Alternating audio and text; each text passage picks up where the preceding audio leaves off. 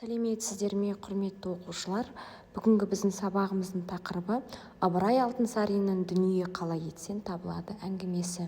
Сабағымыздың мақсаты әдеби шығармадағы екі нәрсені салыстыра суреттеулер мен қарама-қарсы суреттеулерді табу.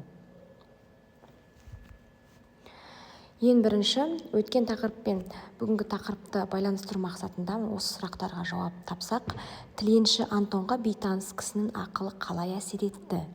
Антон қандай қорытынды шығарды?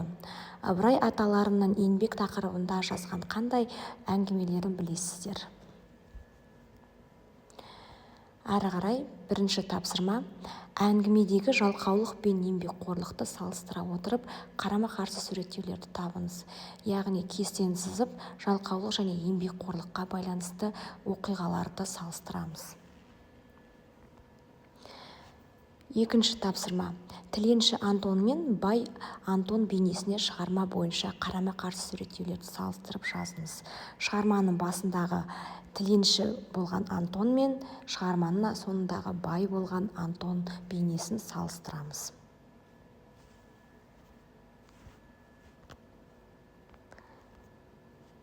Келесі тапсырма, Антон мен белгісіз жолаушының ұқсастығы мен айырмашылығын мәтін бойынша салыстыра суреттеп жазыңыз.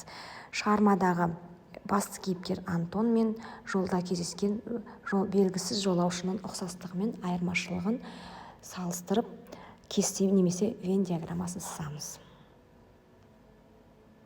Үйге тапсырма, егер мен бай болсам тақырыбында шағын ой толғау жазу.